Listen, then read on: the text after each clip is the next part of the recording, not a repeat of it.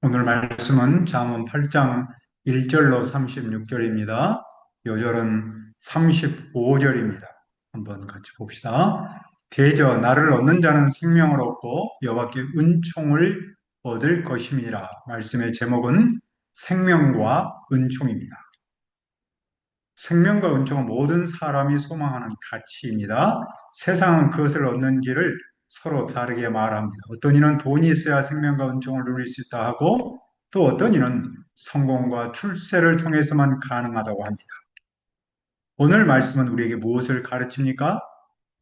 첫째, 지혜의 부름을 들으라. 1절을 보십시오. 지혜가 부르지 아니하느냐? 명철이 소리 높이지 아니하느냐? 본문은 지혜를 한 인격처럼 묘사합니다. 지혜가 부르고 명철이 소리를 높입니다.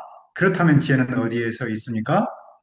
길가의 높은 곳과 네거리에 서 있습니다. 이곳은 많은 사람들이 오가며 쉽게 들을 수 있는 공적인 장소입니다. 지혜는 은밀하게 숨어 있지 않습니다. 성문 곁 문, 어귀, 출입하는 문에서 사람을 부릅니다. 이곳은 장사와 재판, 공적인 일과 예배가 이루어지는 자리였습니다. 다시 말해 지혜는 일상의 삶 가운데에서 모든 사람을 부르고 있습니다. 따라서 누구도 나는 지혜의 부름을 듣지 못했다 라고 말할 수 없습니다.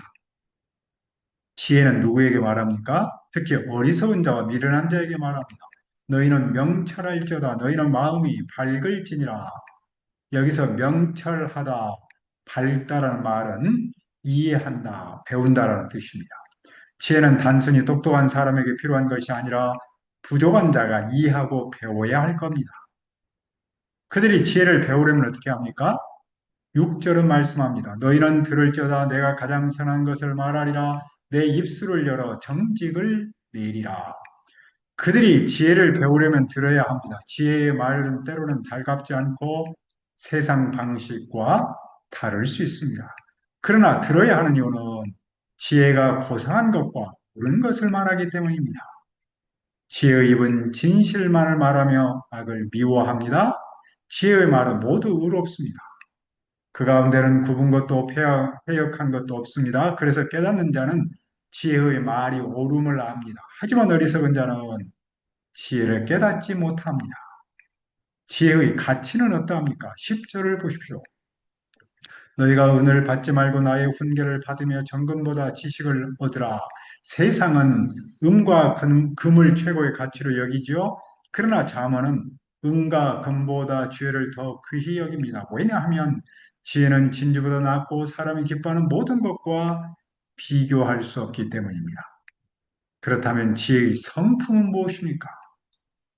지혜는 명철로 주소를 삼습니다. 이 말은 지혜는 명철과 함께 산다라는 뜻입니다. 그리고 지혜는 지식과 근신을 찾아왔습니다.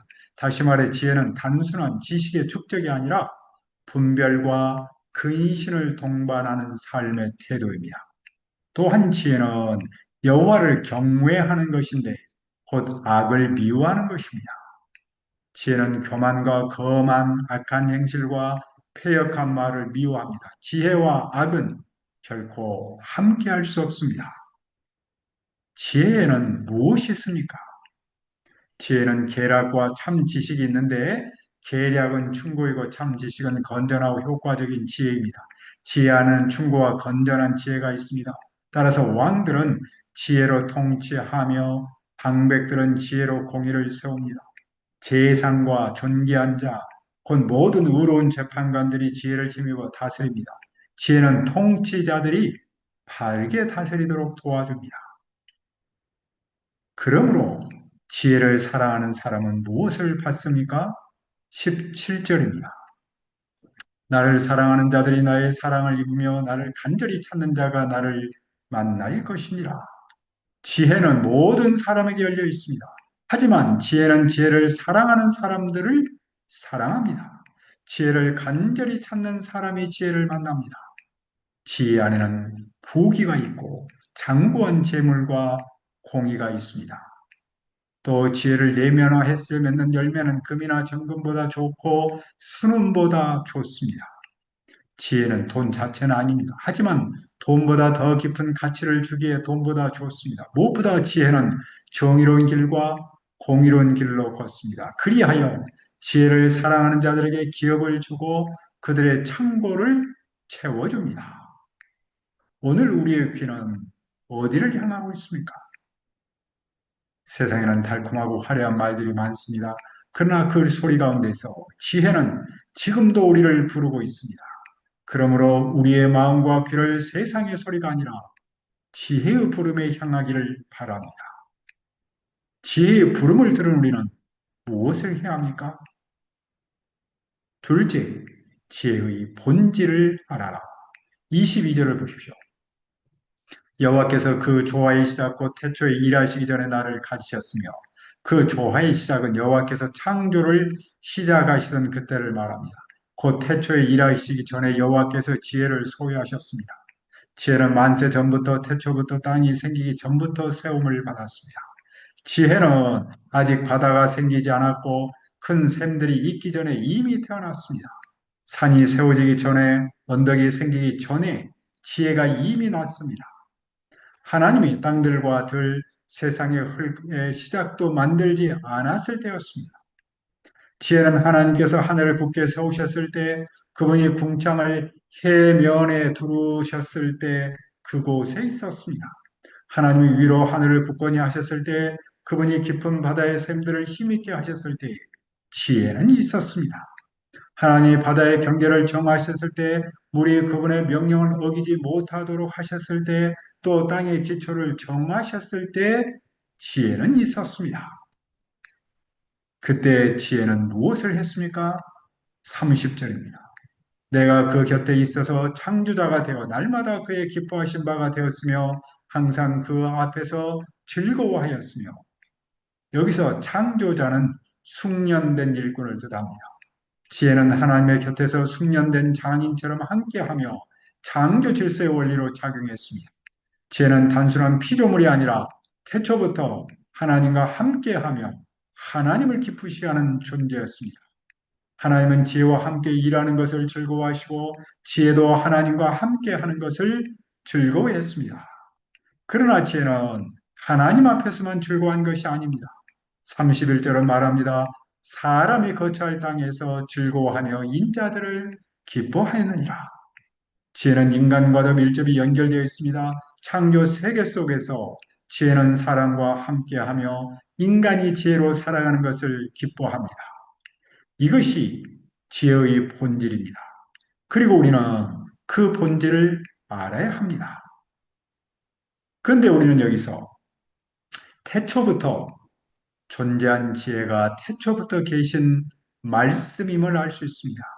그리고 그 말씀은 육신의 몸을 입고 이 땅에 오신 예수 그리스도입니다. 고린도전서 1장 24절도 증언합니다.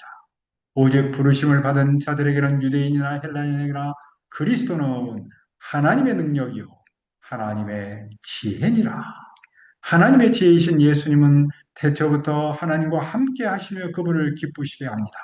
동시에 우리 안에 오셔서 우리를 죄로부터 구원하셔서 우리를 즐겁게 하십니다. 그러므로 우리는 예수 그리스도 안에서 하나님과 사람 앞에서 기쁨의 삶을 누릴 수 있습니다. 지혜의 본질을 안 우리는 무엇을 해야 합니까? 셋째, 지혜를 얻어라. 32절을 보십시오. 아들들아 이제 내게 들으라. 내 도를 지키는 자가 복이 있느니라. 아들들은 지혜를 들어야 하고 그 말씀을 지키면 복이 있습니다. 아들들은 훈계를 듣고 지혜로워야 하며 지혜를 버리지 않아야 합니다.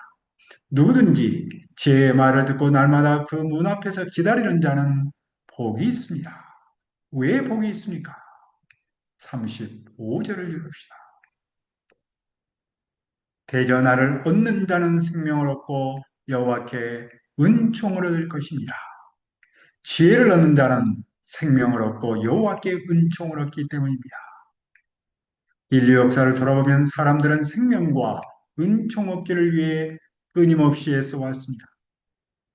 최근에는 사람이 150세까지 살 수 있다라는 이야기가 회자할 정도로 생명 연장은 인류의 오랜 꿈입니다. 그러나 세상은 각기 다른 길을 제시할 뿐 참된 길을 주지 못합니다. 오직 성경만이 분명하게 말합니다. 지혜를 얻는 자가 생명과 은총을 얻는다. 결국 지혜이신 예수 그리스도를 얻으며 생명과 은총을 얻습니다. 예수님 안에 생명이 있고 은총이 있습니다. 그러나 지혜를 잃는 자는 어떻게 됩니까? 36절에서 분명하게 선언합니다. 그러나 나를 잃는 자는 자기의 영혼을 해하는 자가, 나를 미워하는 자는 사망을 사랑하는 자. 지혜를 얻지 못한 사람은 자기 영혼을 해치는 사람입니다. 지혜를 미워하는 사람은 죽음을 사랑하는 사람입니다. 따라서 지혜를 얻고 잃는 문제는 단순히 똑똑하게 사느냐, 어리석게 사느냐의 문제가 아닙니다. 그것은 생명과 사망, 인간 존재의 본질적 문제입니다. 그러므로 누구든지 지혜를 반드시 얻어야 합니다. 지혜를 얻어야 생명을 얻고 은총을 얻습니다. 지혜이신 예수님은 멀리 계시지 않습니다. 오늘도 우리 가까이에서 부르십니다. 우리가 그분의 부름을 듣고 그분의 본질을 알고 그분을 얻음으로 생명과 은총 누리기를 기도합니다. 지혜이신 예수 그리스도를 허락하신 아버지 하나님께 감사합니다. 지혜이신 예수님은 멀리 계시지 않는 줄 압니다. 오늘도 우리 가까이에서 우리를 부르십니다. 우리가 그분의 부름을 듣고 그분의 본질을 알고 그분을 얻음으로 생명과 은총 누리기를 기도합니다. 감사하며 예수님의 이름으로 기도합니다. 아멘.